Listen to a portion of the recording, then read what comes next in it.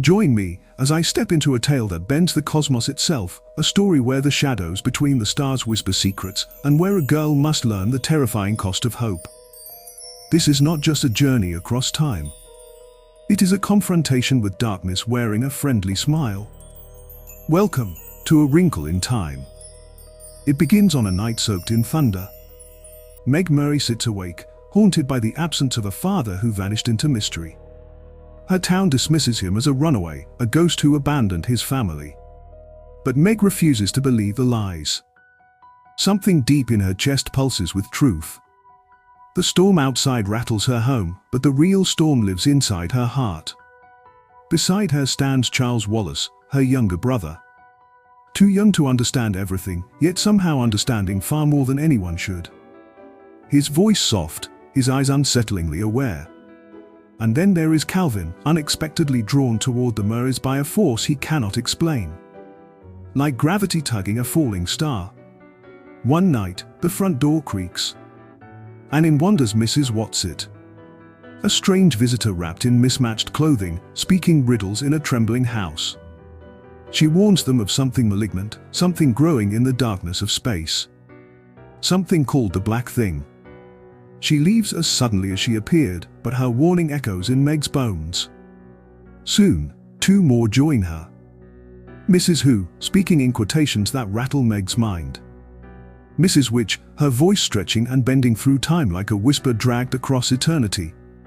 They are not witches. Not quite angels.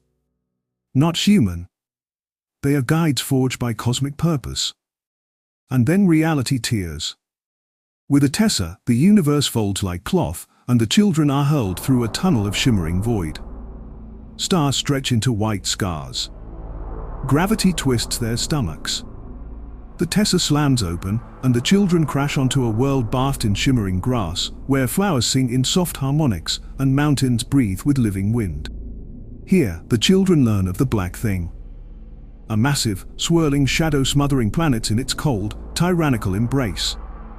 It devours individuality, creativity, love. On some worlds, evil wears claws. Here, it wears perfection.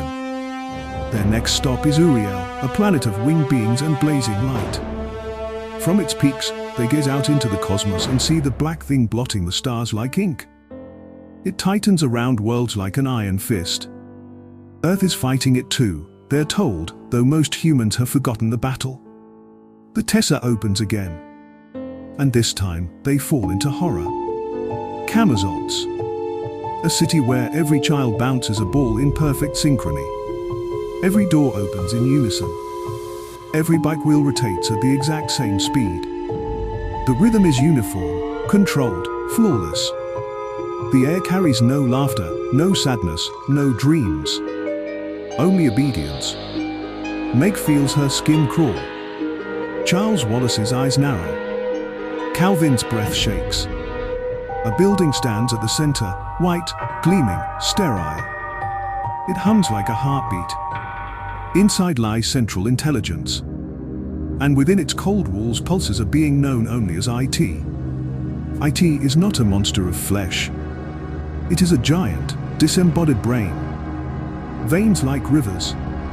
Neurons crackling like storms. IT controls every thought and movement on Camazots, smothering individuality under perfect order. The children try to resist, but its voice slithers into their skulls. Obey. Conform. Forget. Charles Wallace's brilliant mind is the first pressed beneath its whisper. His eyes glaze. His voice goes hollow. He becomes a puppet, strings held by a mind that has never felt love. Meg collapses under psychic pressure, saved only by something IT despises, imperfection. Charles Wallace, controlled, leads them to Meg's father. He is trapped inside a column of transparent energy. His beard wild, eyes broken. For a moment, Meg's heart shatters. After all these years, he was never lost. Only imprisoned. They escape Camazots, but not without wounds. Charles Wallace is left behind. The guilt crushes Meg's chest. A new Tesser drops them onto Ixel, a world wrapped in darkness. Colossal, eyeless creatures roam, yet their arms are gentle. They see without sight, perceiving through empathy. One places a massive hand on Meg's head, filling her with warmth that stitches together her fractured spirit. But emptiness remains. Her brother still enslaved. Her father's escape incomplete. Fear claws at her, whispering tales of failure. Yet beneath it all, a spark glows. Love. Raw, painful, defiant love. The creatures of Ixal tell her the truth. Weapons forged of logic will crumble before it. Only love can crack its perfect pattern. Meg trembles. How can something as fragile as love stand against a cosmic brain? There is only one way to find out. She goes back. Camazotz greets her with cold silence. Streets perfectly empty. Doors perfectly closed. Somewhere, deep within that alabaster stronghold, her little brother sits shackled by invisible forts. Meg feels it the moment she enters the chamber. Its voice tickles her nerves, promising safety through obedience, comfort through surrender. But she refuses.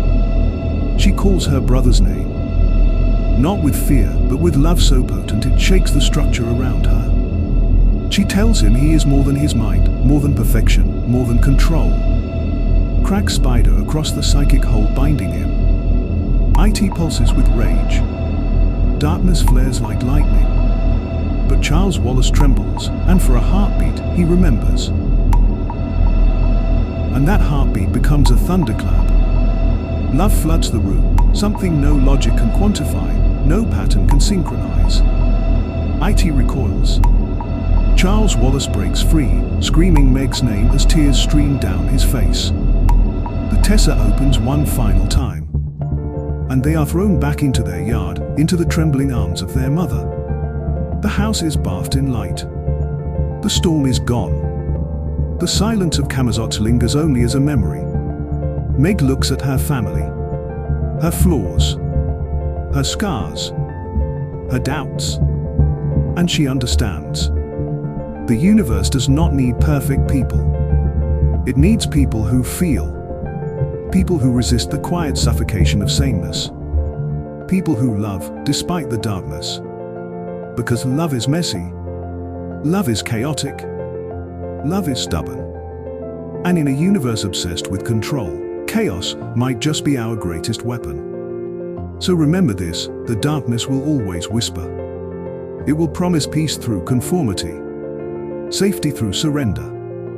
But as long as we choose to be uniquely ourselves, as long as we dare to love in defiance of fear, the black thing will never win.